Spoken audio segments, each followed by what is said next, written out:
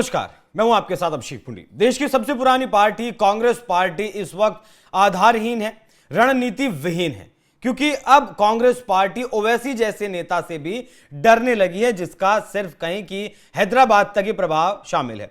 बिहार चुनाव में उतरे जरूर हैं, 5 सीटें जीती भी जरूर हैं, लेकिन वो कहें कि ओवैसी का कोई पैन इंडिया प्रभाव नहीं है। उत्तर प्रदेश जैसे बड़े राज्यों में 20% के आसपास मुसलमान हैं, वहां भी ओवैसी की जो पार्टी है AIMIM, उसका कोई आधार नहीं है, उसकी कोई रणनीति नहीं है और ना ही उसका कोई प्रभाव वहां पर है। लेकिन उसके बावजूद भी कांग्रेस पार्टी के अध्यक्ष और असदुद्दीन ओवैसी की पार्टी से डरे हुए नजर आ रहे हैं। इस डर का एक वीडियो फिलहाल सोशल मीडिया पर वायरल है।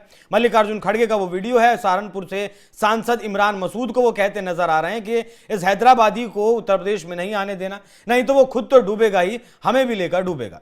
आपको बता दूं, कांग्रेस पार्टी का विधानसभा के लिहाज से महज 2.25% वोट बैंक बचा हुआ है उत्तर प्रदेश में। ये 2022 का डेटा है। 2027 का जब चुनाव होगा तो उम्मीद है ये 1 से 1.5% पर आकर सिमट जाएगा, क्योंकि वहां भी लोकसभा चुनाव में समाजवादी पार्टी के साथ मिलकर चुनाव लड़ा तो वोट फीसदी 9% तक पहुंचा। अगर अकेले लड़ती है ये पार्टी तब इसका वोट शेयर वही 2.25% से ऊपर तो किसी भी हाल में नहीं जा पाएगा।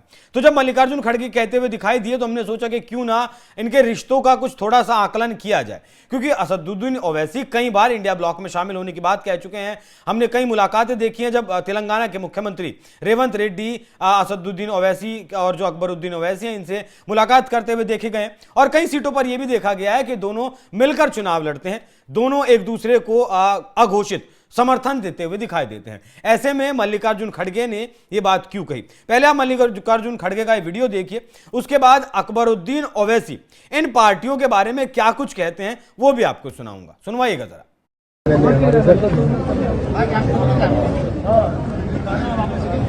ज्वाइन करा, उसको आने मत दो। वो एक बार आएगा वो तो खत्म हो जाएगा, नेशनल पार्टी नहीं है, लेकिन हमको खत्म करके जाएगा। कौन? हैदराबाद।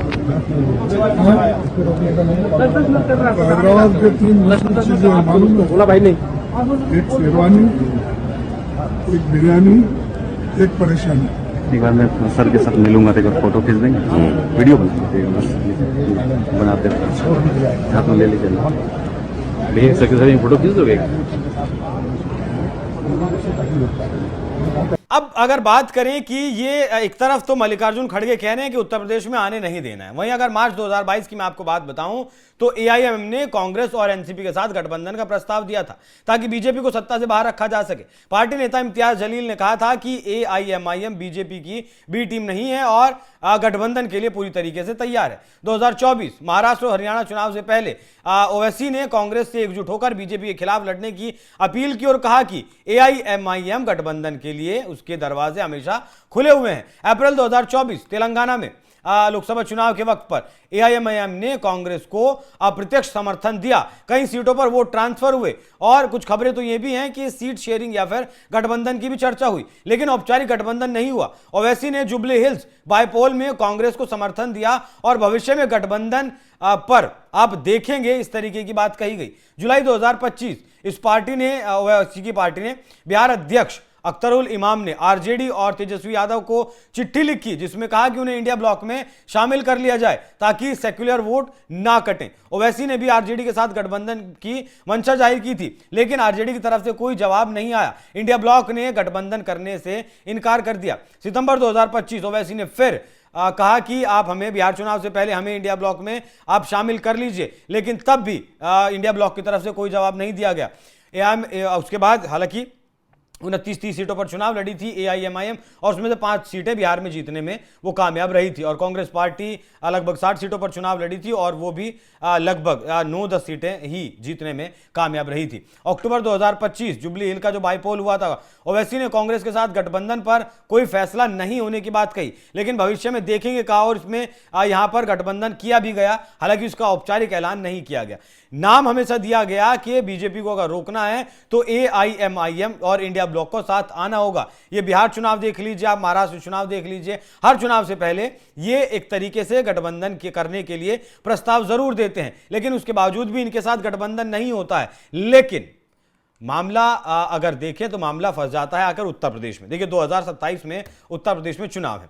अब 2022 की विधानसभा चुनाव में 100 सीटों पर चुनाव लड़ा था AIMIM ने, 0 सीटें मिली थी, वोट शेयर मिला था 0.5%, मतलब आधा % वोट इसे मिला था।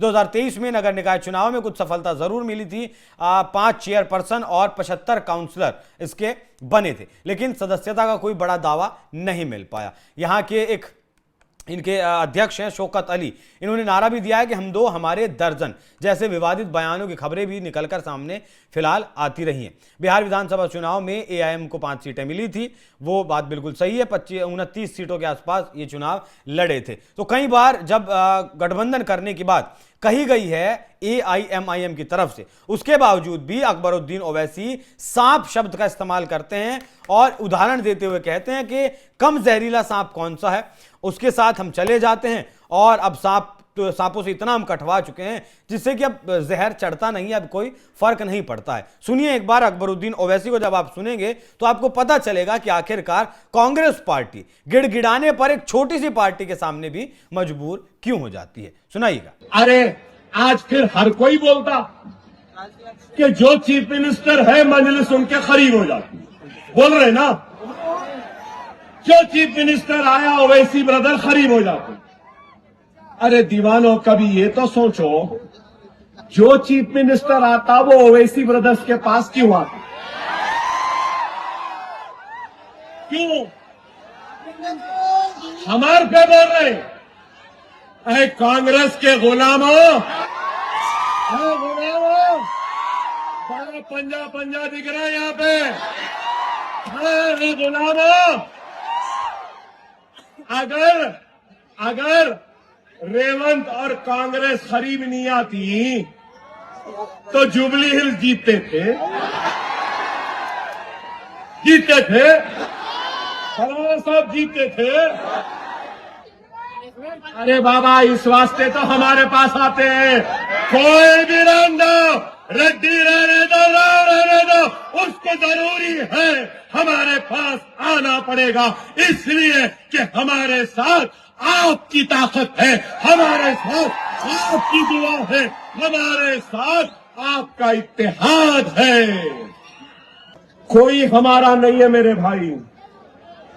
अब आप बोलेंगे अरे भाई फिर क्या करना? मैं जो सोचता हूं आपको बोल रहा हूं। सालार मुझे बोले थे, मैंने सालार से पूछा बाबा ये ऐसा है, ये बदमाश है, ये जहरीला है, ये ऐसा है वैसा है।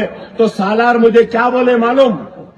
मियां सांपों में ही रहना है, बस देख लो कौन से सांप में कम जहर है, उसको साथ रख लो। अब हमारा हाल तो ये हो गया है कि इतने सांपा डसे डसे डसे डसे अब सांप का जहर भी काम नहीं कर रहा है, कुछ नहीं हो रहा है।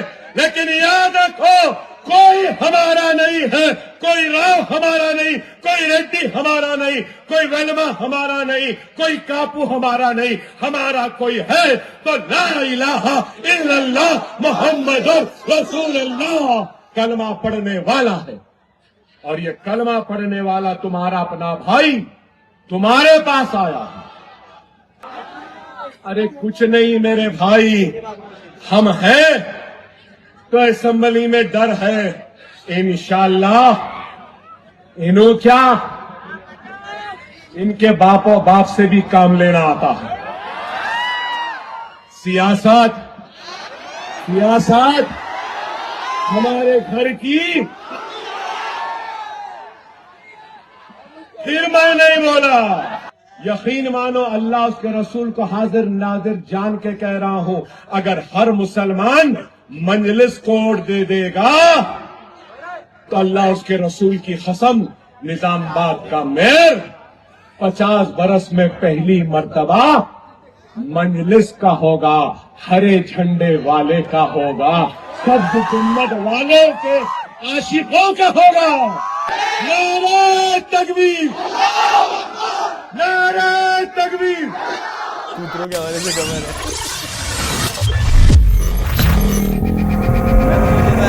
चाय पीता होगा कोई।